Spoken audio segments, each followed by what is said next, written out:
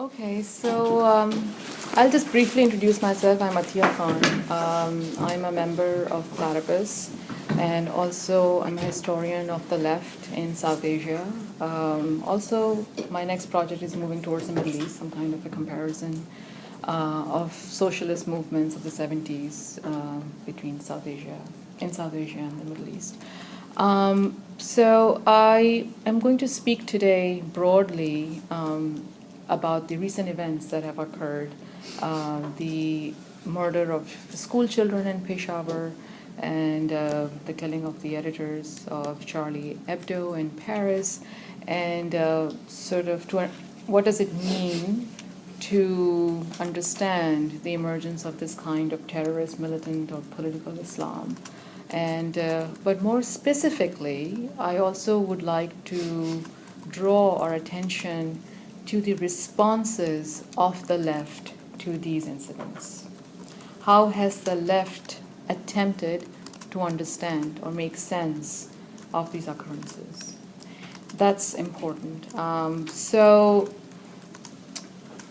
Anyway, I suggested 4 to 5 articles to read. If you've read them, I think that would be more productive to at least engage the discussion in the context of those articles. 3 of those pieces are actually published in the Platypus Review. One is my own article, and the other article is on the Mumbai attacks by Spencer Leonard, and I think there is a very distinct overlap between my article and his in terms of talking about these terrorist attacks and also the response of the liberal left to the attacks in Mumbai and also the emergence of the Taliban in Pakistan. Then the third piece from the PR is that of Chris Cotrone on the Arab Spring, which I think is also a very astute analysis of talking about protest movements and what is their impact and how does one make sense of that failed revolution in Egypt in the context of history and consciousness, or sort of the dialectical approach to capital. Then I included 3 articles. 2 are by Kenan Malik, who is some sort of a British liberal left and has recently written in the New York Times on Charlie Hebdo and also Peshawar. And the third piece is by Tariq Ali, who is this ex-Trotskyite British leftist or also of Pakistani origin. But also, these are examples of the new left, and who has written also on Charlie Hebdo. So there are these particular takes and positions that have been taken by the left on these 2 incidents. So if you have had the opportunity to glance through those pieces, probably you understand, historically speaking, the emergence of political Islam and what I mean by that. It emerged as I was talking to Zach before this, that it emerged in this particular context of the Cold War period in the 70s, that it is a very specific product of neoliberalism. We may also call it postmodernism, but it also is unique in the sense that it exemplifies the demise of the new left, or their failure, or also the way in which they advocate or they express their ambivalence sometimes toward the emergence of political Islam is actually an expression of their own anti-Marxism. So this kind of Islam, or this brand of Islam that emerged, of course, Pakistan has had a role to play, becoming a proxy in the war in Afghanistan in the 1970s against communism. And yes, one can also talk about, of course, there is no denying that America has a role to play because communism was the specter. But the point really is that the left also had to pay a price for it, right? And it is still paying a price for it. But it is also interesting to note, especially in the present context, the way in which the left actually doesn't or continues to repeat the same old mantra of how now it is Islamicism, that Islamicism is actually an expression of anti-imperialism. This is the reason why, for instance, Tariq Ali actually was the one who supported the Taliban Islam, because he saw the emergence of the Taliban Islam as a force that is going to contend with the hegemony of America. And so in the 60s, anti-imperialism was another name for third world nationalism, national liberation movements. Now it is couched in terms of Islamicism. And there is a very deep problem. There is a very serious conflation that goes on, which is to say that the left neither actually attempts to explain what it means by anti-imperialism, nor does it really actually engage in that history. Imperialism has had a long history, and it has meant different things at different times. But more importantly, imperialism is also a symptomatic expression of capitalism.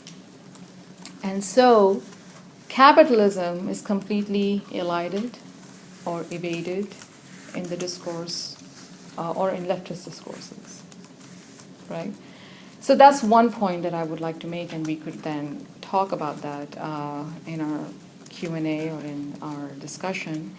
But the other point that I also want to the other position that was articulated by the left, especially in the context of these two incidents, was that of Islamophobia.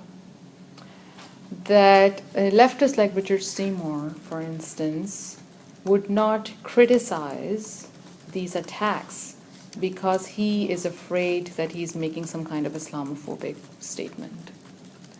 But what does it mean? What is Islamophobia about? Right?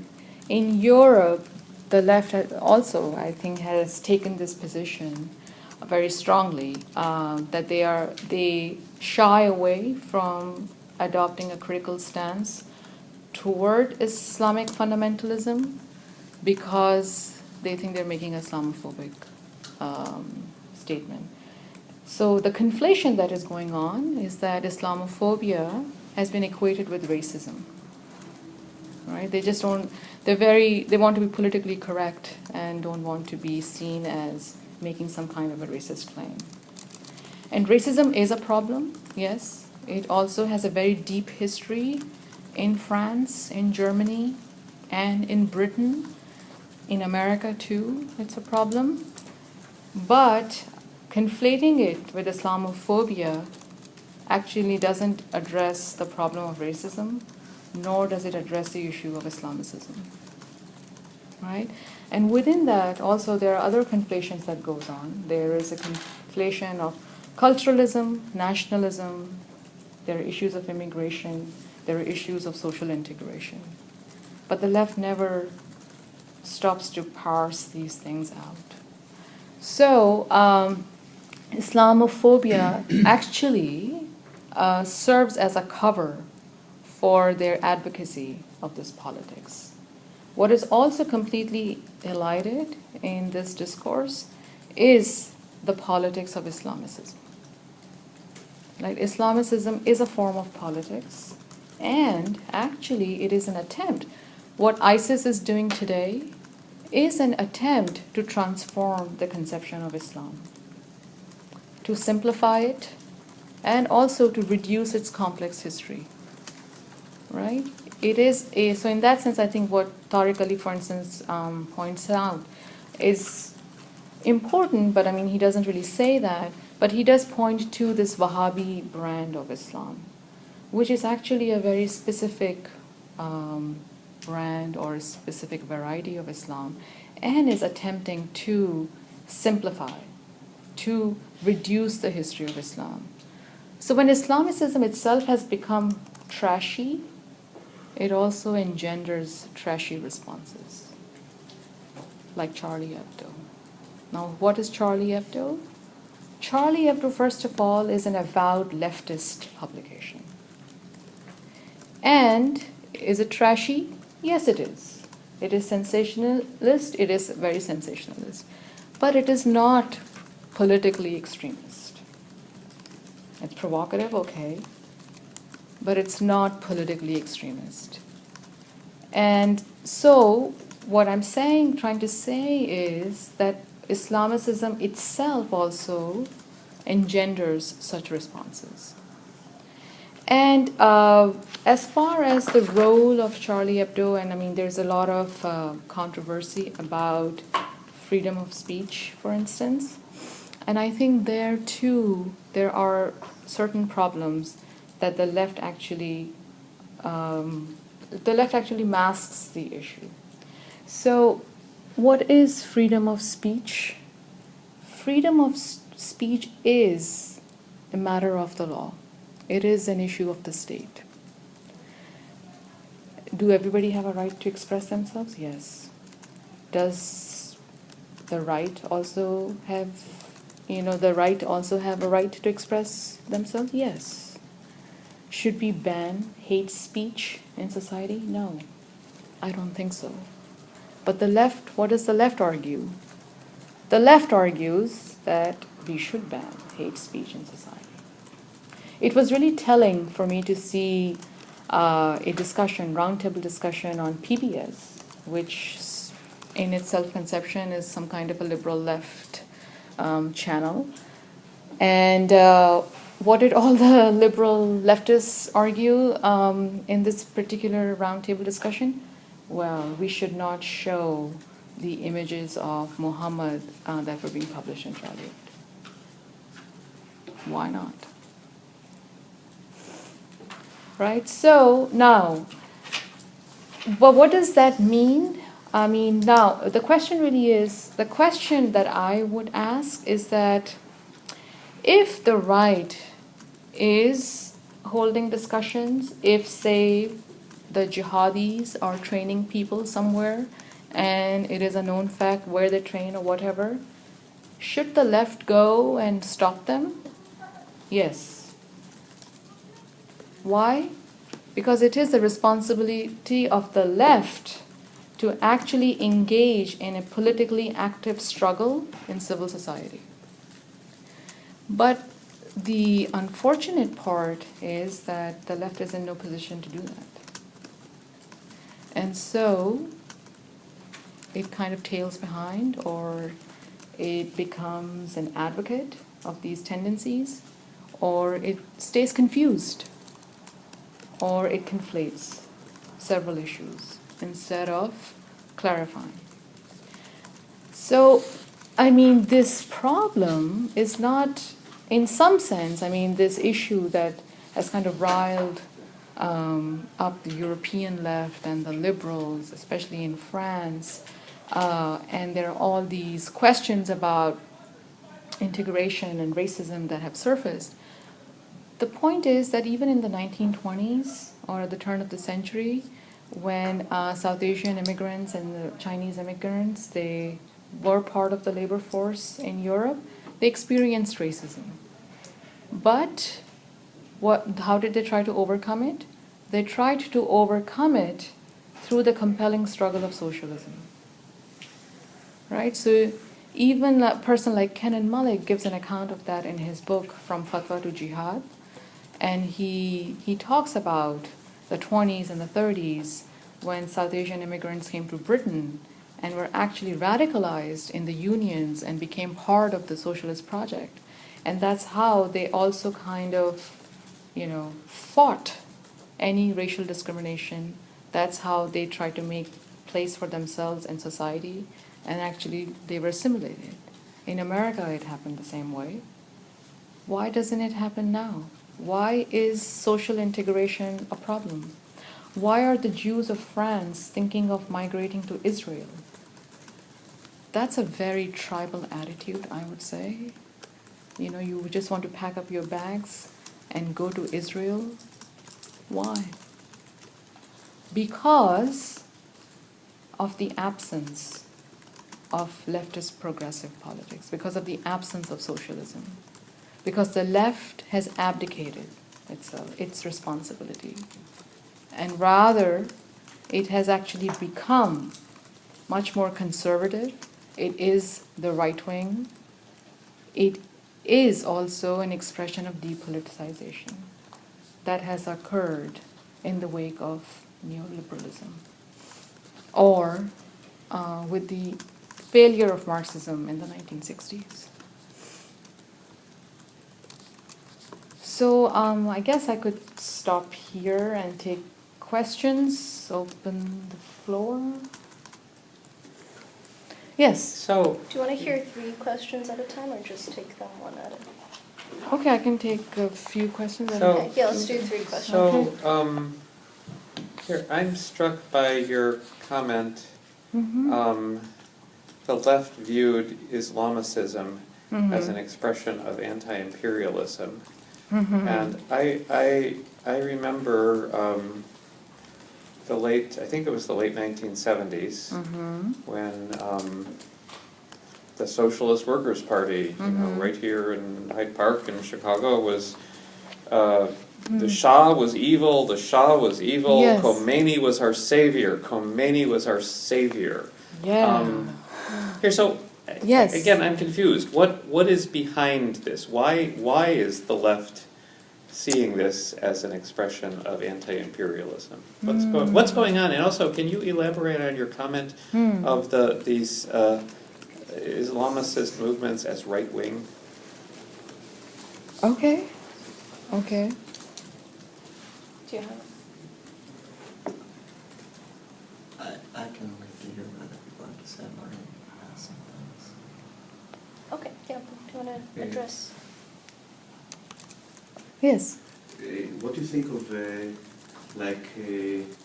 I'm not talking about the economic views, but people like Bill Maher, the comedian who's kind of placing himself as a liberal on one hand, but very, talking about these things as if he's kind of belonging to the right. So he's kind of playing both sides, but I think in an interesting way. What do you think of this phenomenon, these kind of people? Yes. Okay. When you say that we know where the terrorists are being trained, and we know where to get them, are you advocating for U.S. military intervention? And if so, what would it look like? Are you advocating that we buy a ticket to Kobani? I mean, what would that intervention look like in military terms? And is that what you're advocating? Okay, By yeah. intervening into where the terrorists are being trained, as you put it. Yeah, okay. Maybe I should start with your question about anti-imperialism and Islamicism. Yeah, I think anti-imperialism is really a very complex issue in the history of the left, in the sense that it really goes back to Marx, and when he witnessed the emergence of Bonaparte in 1850, in the 70s, sorry, and it was the first time that he coined the term imperialism. So imperialism has sort of this very complex history, because by that, imperialism is understood in terms of the consolidation and the constitution of empires, but its meaning kind of changed in the 20th century, and when it actually became bound up with capitalism, right? What Lenin says, that imperialism is the highest stage of capitalism. And so the Second International and the Third International, leftists to an extent, wrestled with this issue or understood imperialism as a problem of capital, right? As a problem that is expressing the contradictions and the crisis of capitalism, and so it has to be dealt with politically, meaning that working class politics or proletarian politics have to become self-conscious enough of the problem to actually exacerbate this crisis of capital in order to go beyond it, right? So it is not really just the issue of markets. It is not just the issue of economics, because capital is not an economic system. but rather it is a social system. It's a social form, right? And so after Lenin, or let's say with the rise of Stalin, and as Stalinism became this pervasive ideology on the left, the understandings about imperialism also changed. So if Lenin understood the politics of anti-imperialism as a form of politics of anti-capitalism, that changed with also, I think it changed because of the as colonialism intersected. And the problem of colonialism, or the colonial question, actually further complicated this issue, right? So it actually, imperialism, the conception of imperialism became disarticulated from the conception of capitalism, right?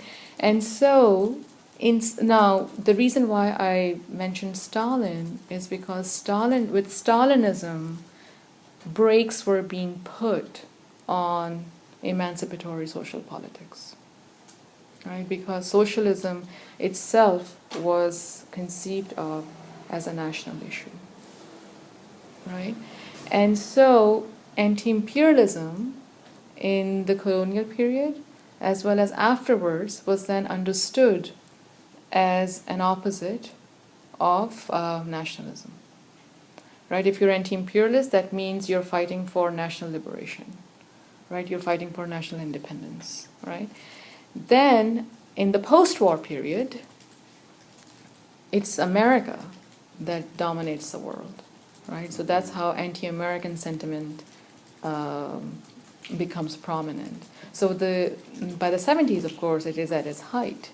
It is the Cold War era. It's the height of the Cold War period. And so when the Shah comes, he's an ally. He's an American ally, right? And so there is a lot of resentment against the Shah. And America is seen, any fight against American hegemony is actually formulated in terms of anti-imperial politics, right? Because America is sort of the new imperium of the 21st century, right? And but what I am saying that because the left has become so degenerate that now, instead of thinking through this history and this issue, it just takes this easy way out, or it just says, well, Islamicism is now a new expression of battle or struggle against American hegemony and American interventions and American wars. And so it's anti-imperialistic, and since it is anti-imperialistic, we have to support it. And so the left rallies behind that cause. But there is no self-consciousness about the fact that in doing so, the left is actually supporting a very right-wing conservative form of politics. So the question then is, what does that tell us about the left? Right? The left itself has actually transformed into a conservative political force. Right? And so now, why is Islam right-wing? There is nothing emancipatory about Islam. That's what I'm saying, especially this kind of political Islam that we see today, beheadings, stoning, amputating body parts. I think it's very barbaric. Like in the 1890s, or maybe I'm incorrect about the dates, when Engels said the choice is between socialism or barbarism, I don't think he foresaw that in 2015 there will be literally barbarism in the world. And the point really is that nobody's exempt from this kind of barbarism. Either you get behind the reconstitution of the international left now, or you deal with this barbarism. right? And nobody's safe. And nobody's safe from this, actually. So that would be my answers to your question. And your question about the comedian, I think that's very interesting, you know. Even Charlie Hebdo, I think, kind of falls in this category of some kind of an iteration of, you know, comedic tabloid. And so what, you know, what does that tell us, or what is that an expression of? I think it's cultural kitsch, you know. It is not taking any sides, right? It is, in that sense, I mean, that's okay if it isn't. But what are its politics, right? Because all these cultural expressions also are politically motivated, right? So one has to see then what is the political standpoint of Bill Maher, for instance. And I think, you know, he is no leftist. I don't think so. Or if he thinks he is, or like in Charlie Hebdo, in its self-conception, it's a leftist publication, right? So one really also has to question, where has the left come now, right? Right? What does it mean then to call oneself a left, right? So one has to, I think, probe that question. You know, I think it's. But also, I think one has to keep in mind that these are expressions of society, right? They are social expressions. So it also raises the question about the constitution of society. What does it tell us about our own social makeup, social constitution? So when I said about the jihadist, no, I'm not advocating what you thought I was. No, I didn't think everything. I'm just, I guess, trying to understand. Yeah. If the problem is what you're arguing the problem is, then what are the interventions to be made? Yes. So, and okay. why are they not simply blow them up? Because they're barbaric and they need to be gotten rid of. Yeah, well, the problem is that there is a complete absence of the left, right? It is so, in this, I mean, in the absence of a vibrant, politically active left, it is so hard for us to imagine that, you know, they could go and disrupt a meeting of the jihadists, right? But if you read what these guys are reading these days, the history of the Second International and the history of the labor movement in the 1890s and at the turn of the century, you'll get a very different flavor. You'll get a very different flavor of politics, you know, when there was an active left. Well, I remember from 2008 till now, there have been very active left in Egypt and very many wildcat strikes and very much worker solidarity. So I don't, you know, quite see where it went. Sure, but and then I get what you're saying globally, but... Yeah, but sure, I mean, surely there was some activity, there was an outburst, and there were attempts to... Oh, sorry. Were you going to say something else? No, Yeah, but I'm saying, I mean, if that activity doesn't exist in Egypt anymore, how does one account for its absence now? Well, there is a revolutionary socialist party in Egypt now that has worked with the Brotherhood, and then when the liberals let the fascists back in because they were Islamophobic, they are on the rocks because the liberals let the fascists back in, who are not Islamic, who are certainly nationalists, but I think, you know, there are coordinates there that maybe get outside the dimensions of this talk that, you know, we can always talk about. But. Yeah. Yes. In your perspective, how do you see the place of, say, the PKK or the YPG? Say more. What do you mean? Well, for one thing, they're self-proclaimed socialists, perhaps in like a sense you consider very vacuous.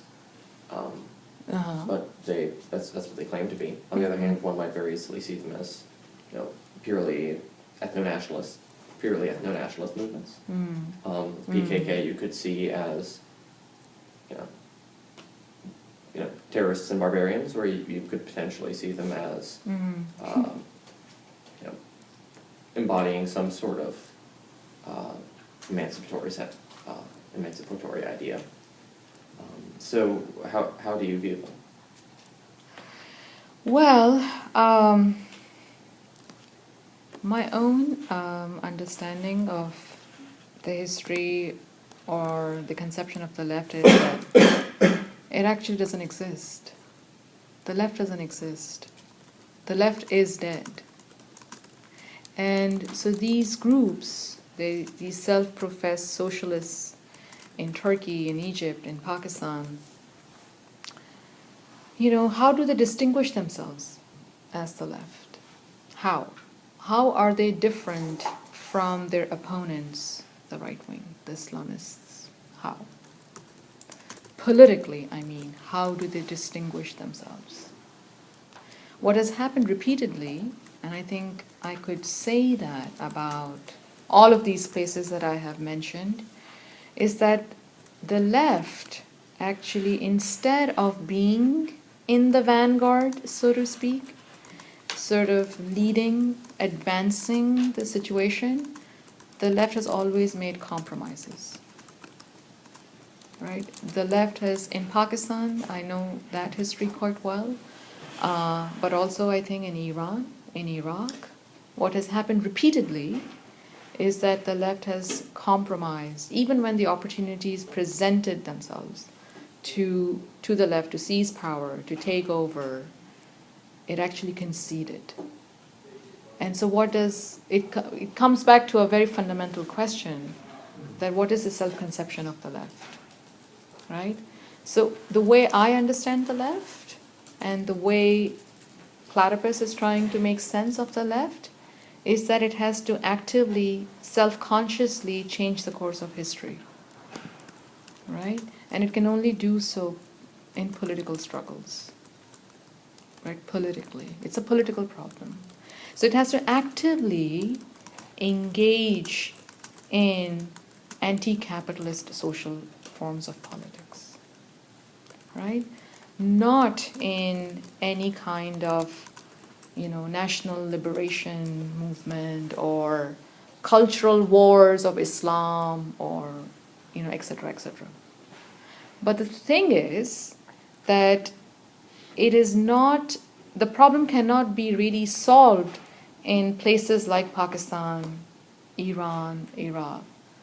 The problem has to be addressed in the metropole, meaning in America, one has to think about the reconstitution of the left. The revolution has to occur in America in order for it to become global. And that's what the left doesn't want to talk about.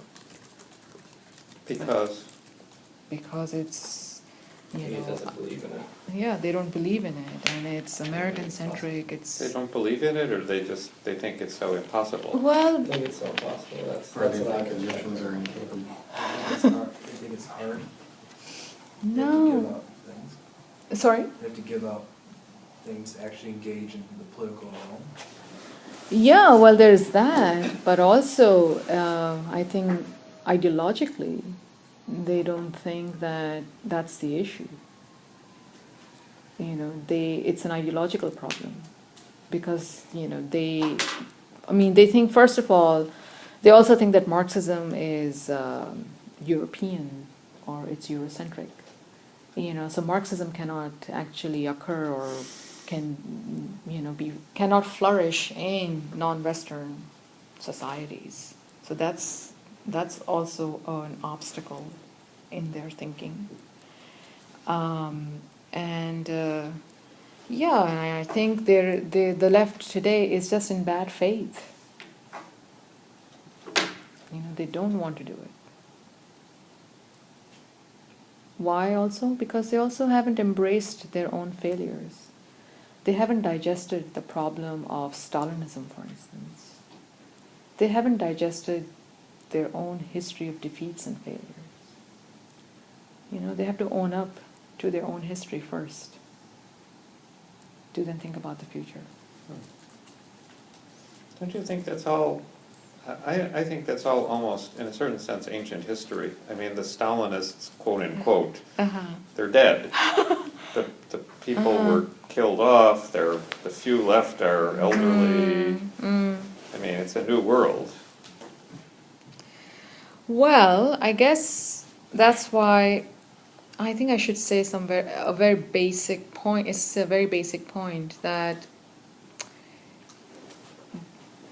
the left can only be understood in terms of its ideas, and in that sense, Stalinism as an ideology still actually colors the consciousness of the left. You know, we haven't really dealt with the ghost of Stalinism. You know, it has been internalized to such a deep extent that the left is actually unconscious of it. Right. I mean, just to put a point on that, I think that sort of the regression that Attia was bringing up from like anti-imperialism as a conception of a anti-capitalism, really directed at opening up possibilities for revolution in the metropole, to anti-imperialism being a sort of like opposition between national liberation movements and like Western capitalists, to anti-imperialism being just like America versus the rest of the world and anyone who's resisting. Like that transition, I think, is really like affected through the like dichotomies that the left begins to sort of operate within through the sort of problem of Stalinism.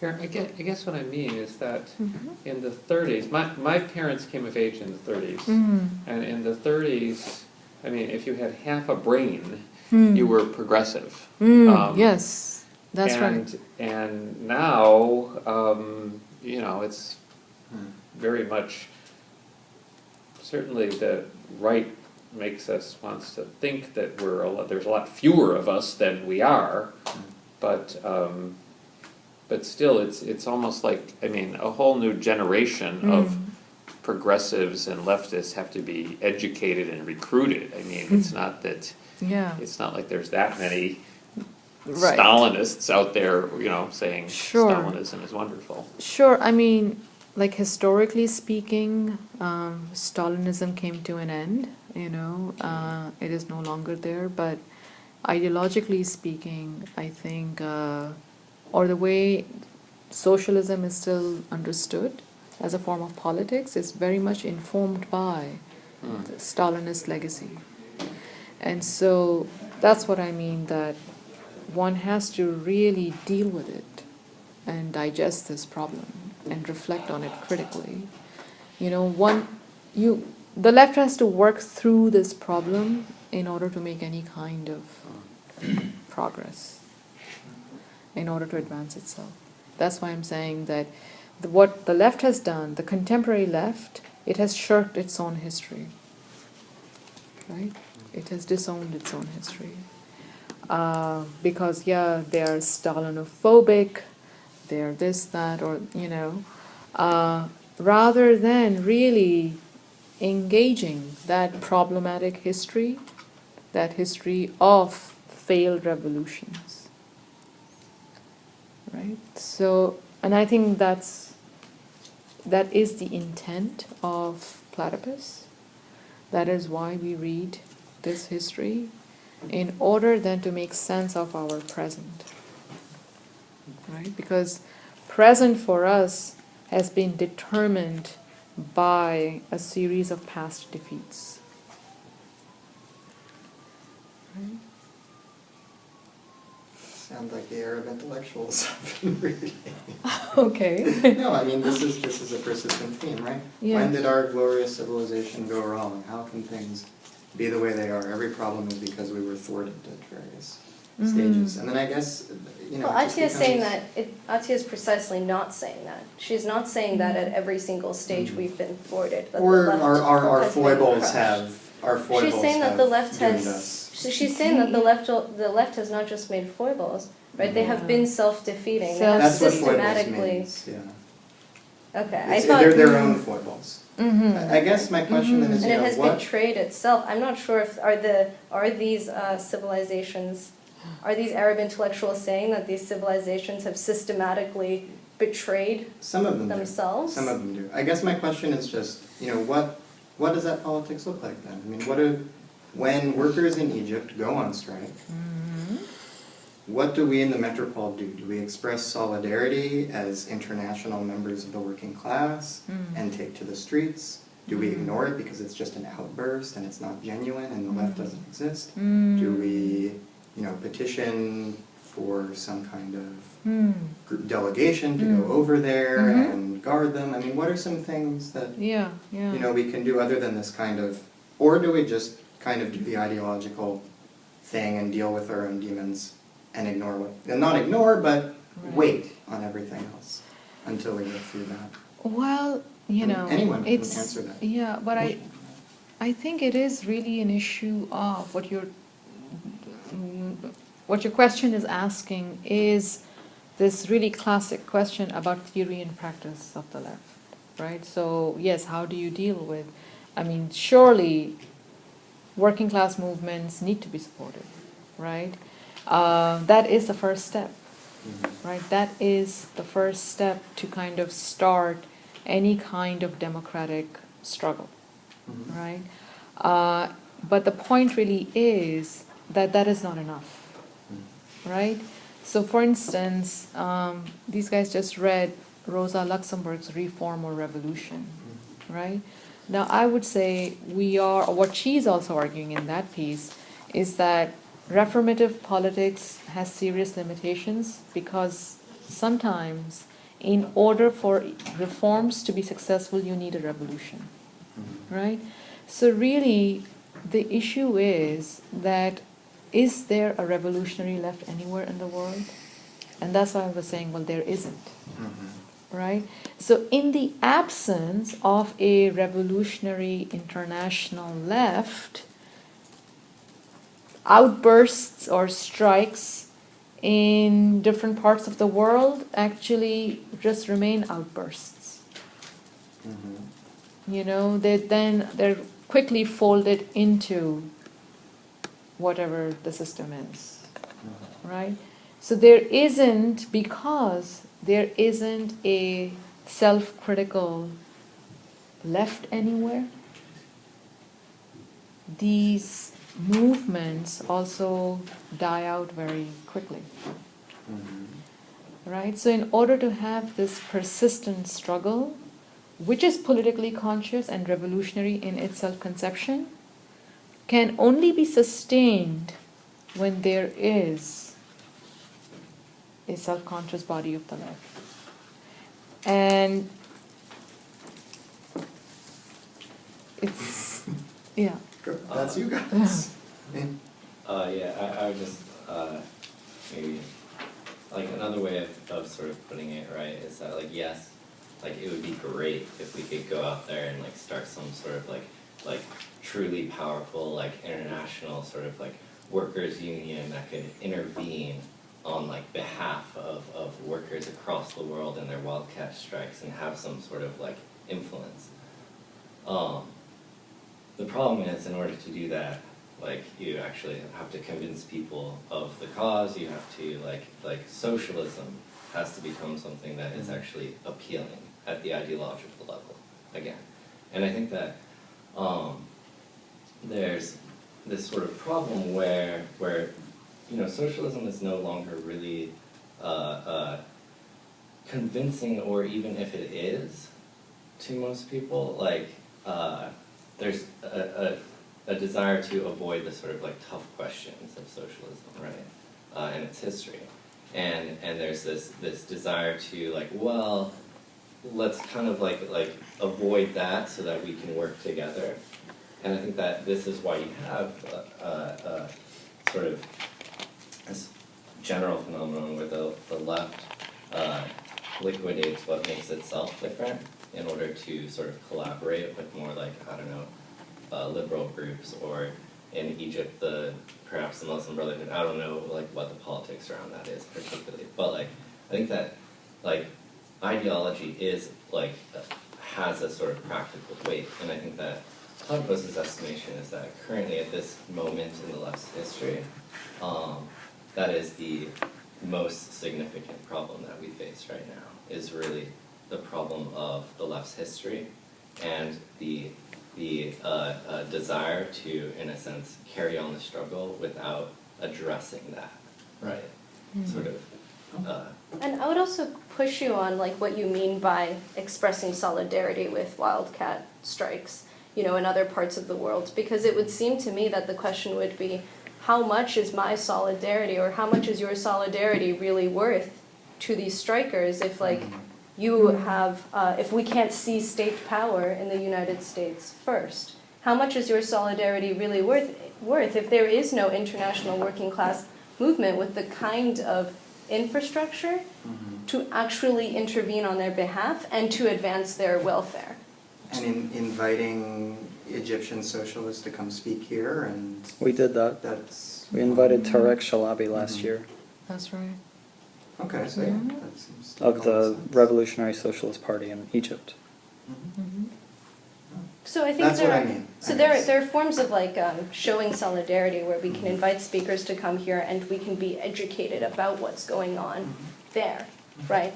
That's one form, but I think when people say the word solidarity, they mean to intervene in a much more significant way, right? And that kind of intervention would call for a reconstitution of the left, and it would call for socialism, for that kind of intervention to be possible. Oh, Fideas, did you? No, it's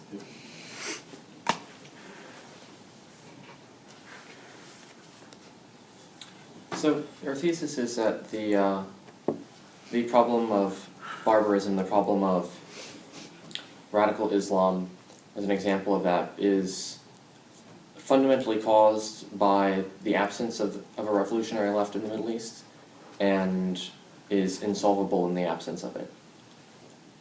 So here's for a bit of a silly question.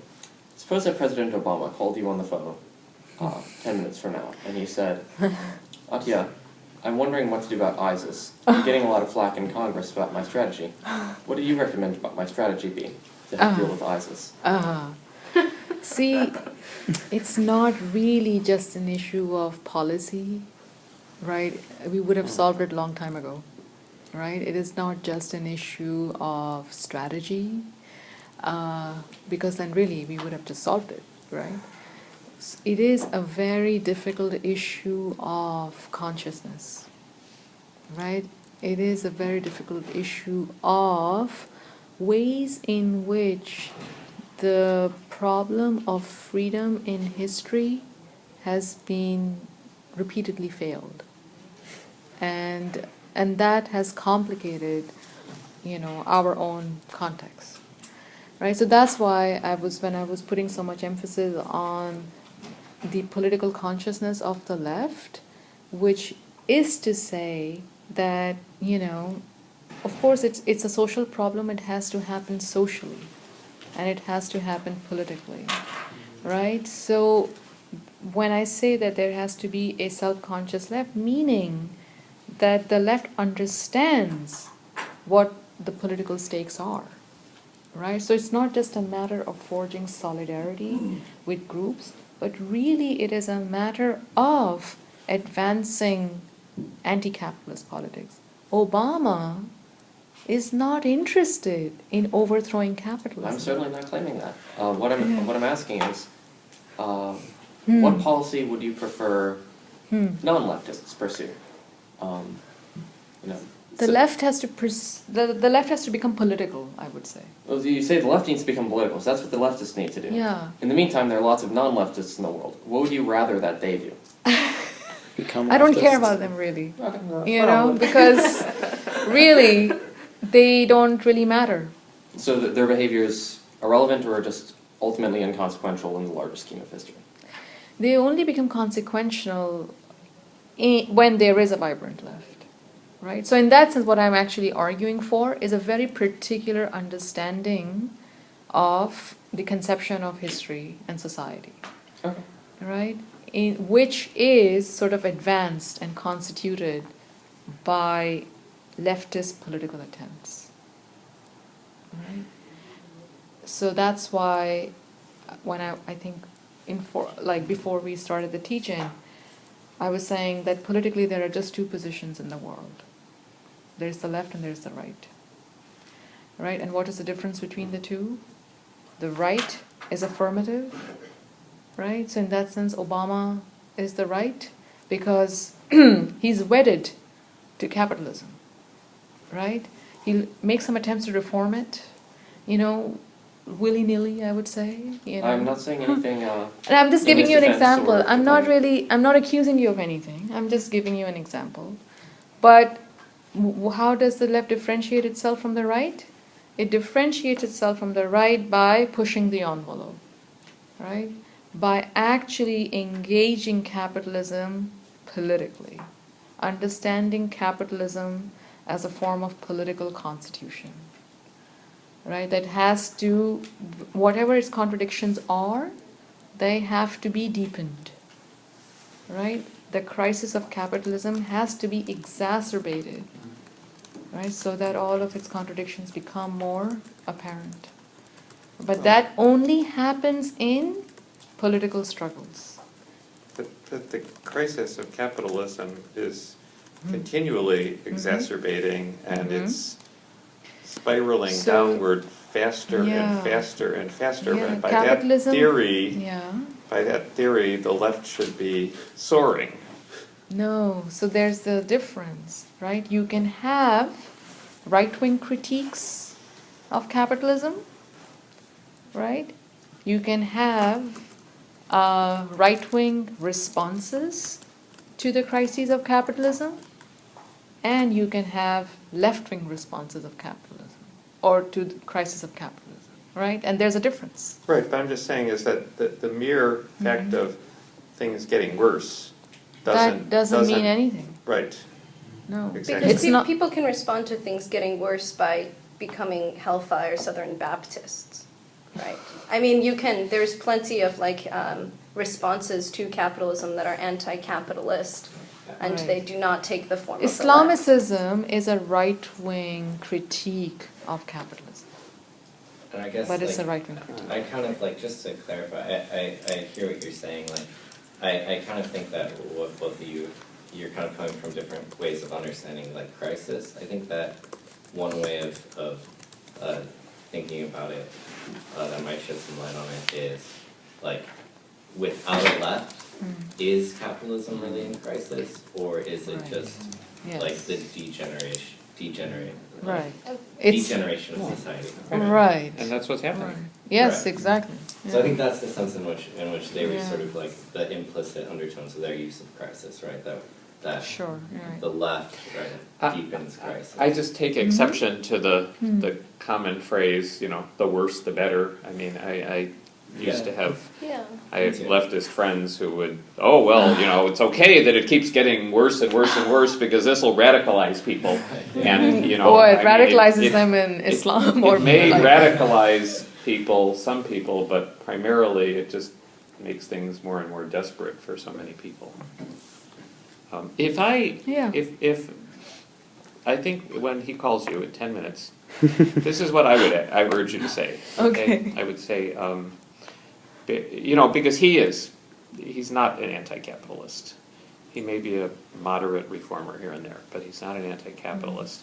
And I know he probably would never do this, but this is what I would say to him. I would say, Barry, the single biggest thing you could do to stop the rise of this right-wing religious Islamic barbarism is to speak out against all religious barbarism and to say, there is no God, I am an atheist, we only have reason and reality and rationalism, we have to figure out how to live together on this society, and I call on the peoples of the world to abandon these ancient superstitions and try to make a better life. And I think that you know, the calculated political calculus of the Democrats, et cetera, to go around, you know, God bless America, et cetera, that's, you know, that's of a piece of maintaining the role of religion in perpetuating the status quo.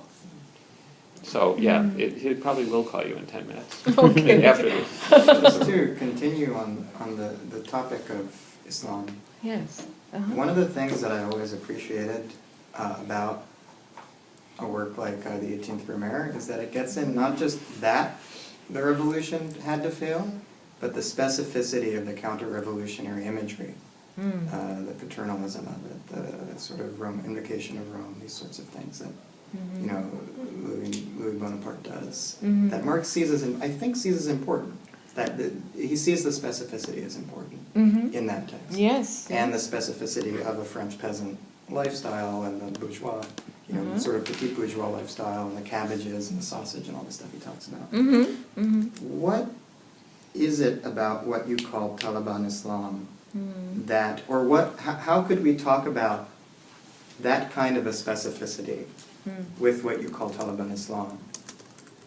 Where is it? What are the images? What are the social relationships that make this form of power something people want to submit themselves to? You know, where are those in Islam? Well, I think, I don't know where they are in Islam. I don't know if they exist in theological Islam. And so that's why what I was saying. Or in Pakistani villages. I mean, you know, where are the cabbage heads in Pakistan, as Marx, I think, called them? Potato You heads know, or something like that. if you read the Quran, because Quran was created or was written in Arabia, it has that imagery.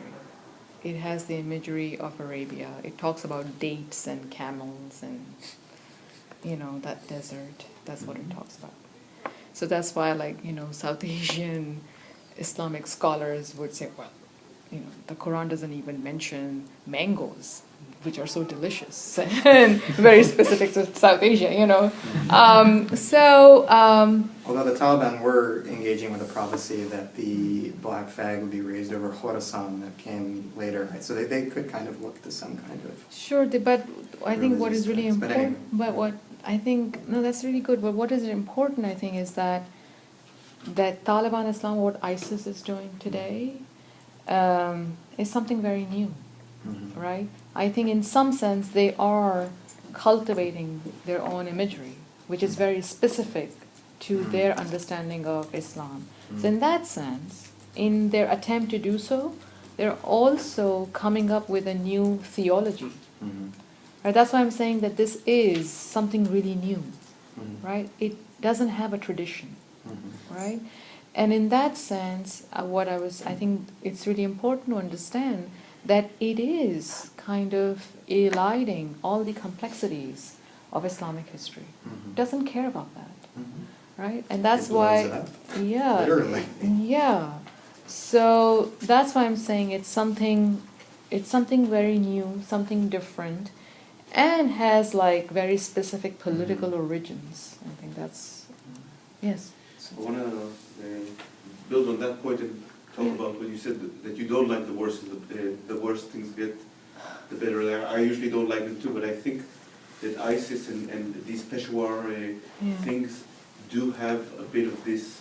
I'm a bit of more optimist about it. I think that it's about time that religious tolerance and beautifying religion blows up.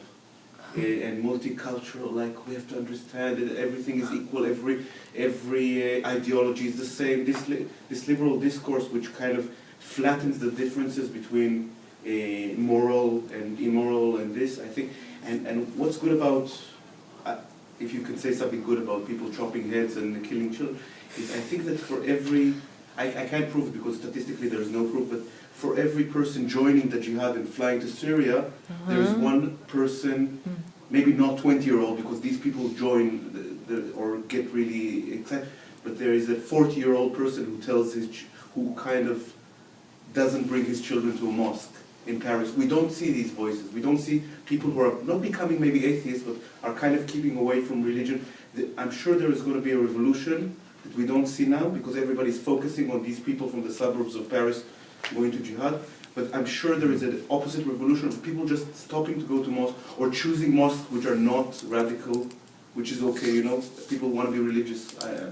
I'm atheist just like you, but we can't totally destroy. But people are starting to cherry pick more moderate imams. I see this with my Muslim friends, which are starting to say, "Oh, something's wrong with our religion," and I think it's a great thing.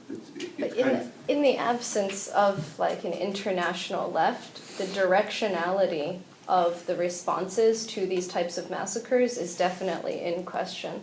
I don't think that one should say that, so for example, religious tolerance blowing up, as you said, could be a bad and a good thing. It could be a bad thing because you could get like, for example, like targeted civilian killings of Muslims or something like that, right? Like religious tolerance blowing up could be a bad thing. Religious tolerance blowing up and instead like human emancipation moving forward would be a good thing. But that would all depend, again, on like what is the situation of the left in the world. But there certainly can be right-wing responses.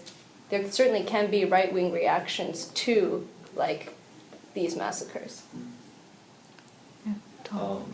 Yeah, I wanted to actually respond to sort of both these comments and what you brought up about Obama, like getting or like announcing this sort of the need to join together in a secular world, like and overcoming all sort of religious narrowness. I think that's of course Obama can't do that. Why? As you already pointed out, right? He sort of has commitments. He has to sort of really for opportunist reasons. He has to accommodate, right, the sort of American sort of right-wing religious establishment. I think that one of the things that I sort of see Platypus attempting to draw attention to, though, is that historically, especially since the New Left, the so-called radical left has participated in precisely the same form of opportunism, but in even worse forms. So, like, Obama wouldn't say that to the nation, but so wouldn't most people who consider themselves radical leftists nowadays. That at least you would not have any sort of unity on that, because there would be some sort of like, well, is this Islamophobic? Is this whatever, and I think that like you brought up multiculturalism, and I think it's a great point, as well as with one-tie's qualification. But so one of the people we're discussing today, Kenan Melek, his book From Fatwa to Jihad actually talks about how he's looking at Britain in the 70s and how the sort of multicultural movement that was largely organized and driven by Trotskyists really redefined politics in such a way that like made it a fertile sort of breeding ground for Islamic fundamentalism, so that a lot of the like sort of most important early like jihadists, sort of intellectual leaders of jihadism, really come out of Britain in the 1970s, and they're middle class, like sort of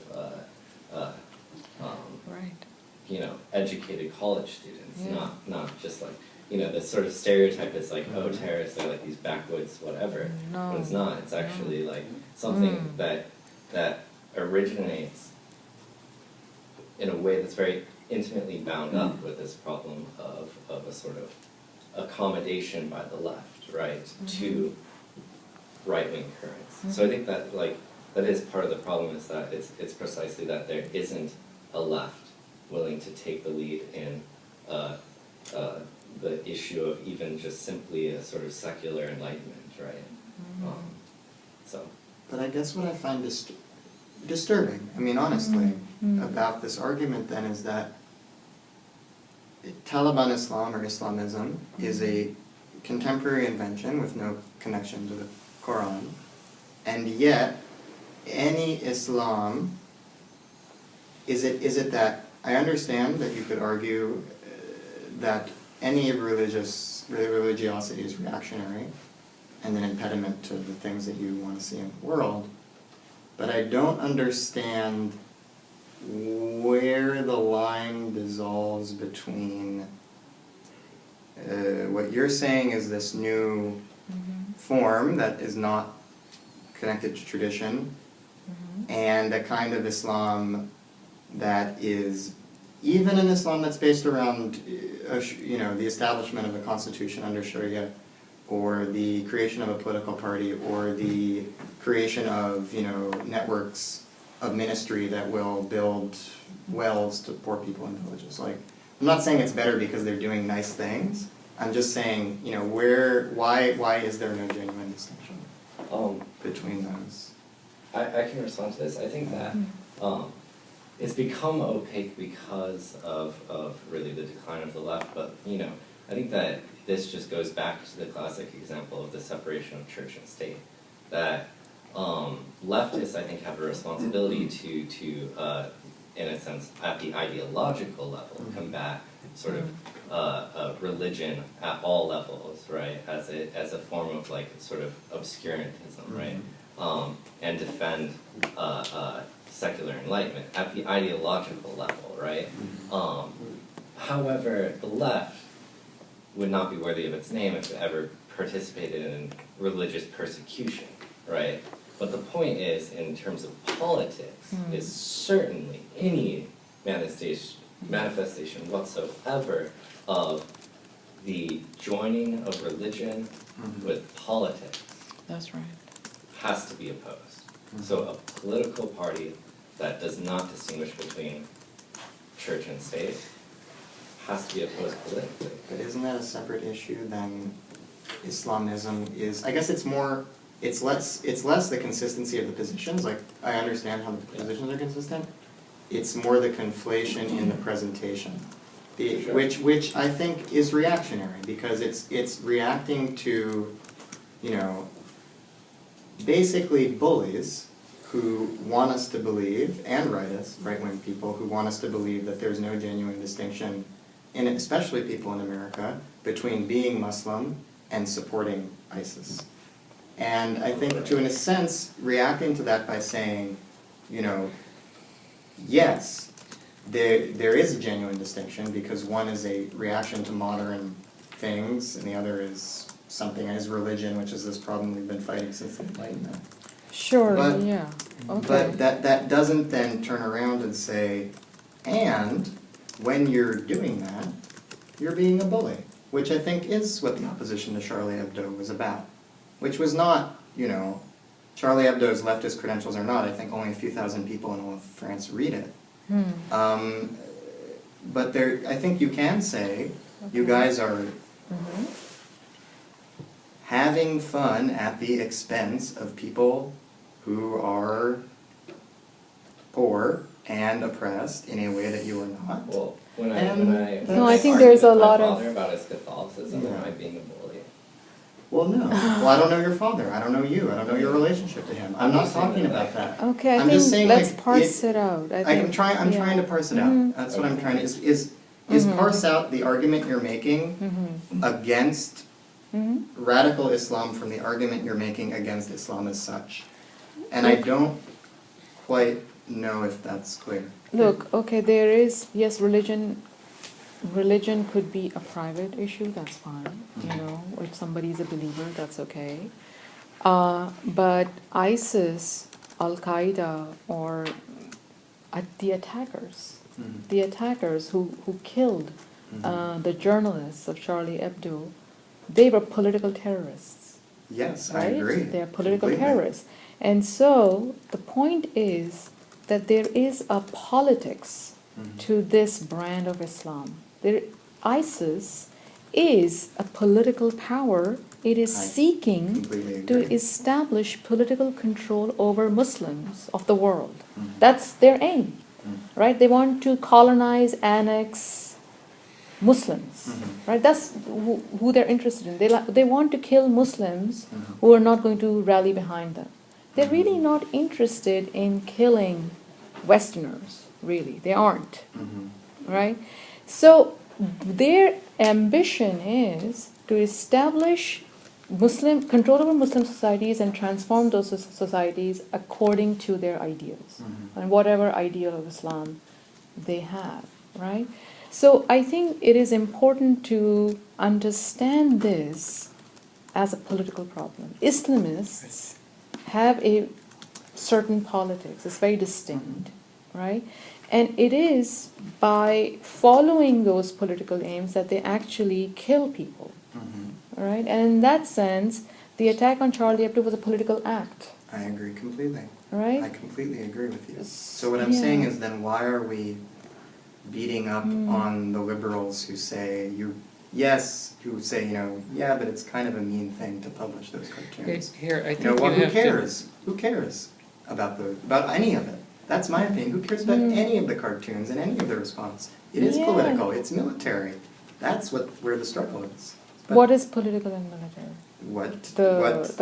Al Qaeda did, not ISIS. What Al Qaeda did, it wasn't ISIS right. in Paris, Right. right? They have a military strategy which involves provoking the West into further aggression in the region to sap them of their strength. So then, why do we need to critique at all the liberal kind of PC thing? Oh, that's I see. That's what I've been saying. It's Okay, like, here's why. Here's why. Because there's there's gazillions of wonderful people out there who believe in God and do wonderful things and are perfectly unobjectionable, and there's wonderful people. But at the same time, religion as a whole is used as a tool of social control. It's no accident that so many of these people doing absolutely barbaric things are spouting belief in God. It's exactly the same thing. Prejudice against people is always used as it's another form of social control. So I mean, it's not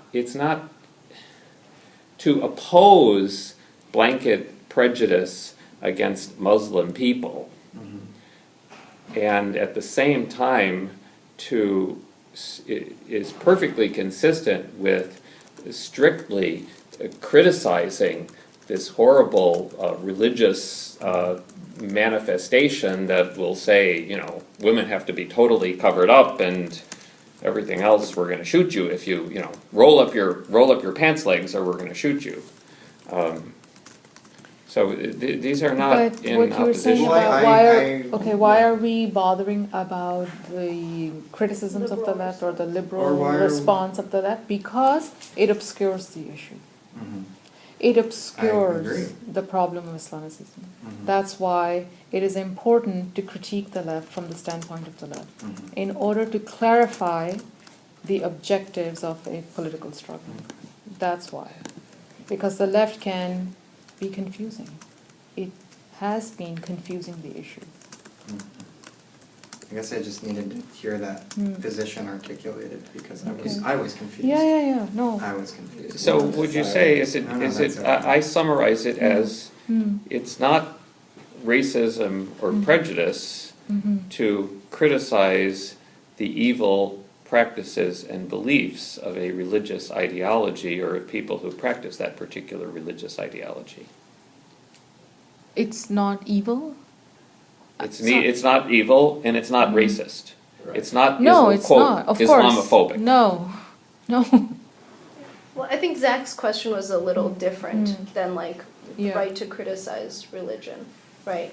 I think you were more interested in sort of the critique of the liberal response of the left. I guess I'm trying to understand, where your how you articulate your critique of the bad Muslims from how you articulate your critique of the okay Muslims or the Okay, first of all, acceptable I'm not Muslims. characterizing Muslims as good or bad, or I'm not characterizing Islam as good or bad. I'm characterizing Islam as a political object.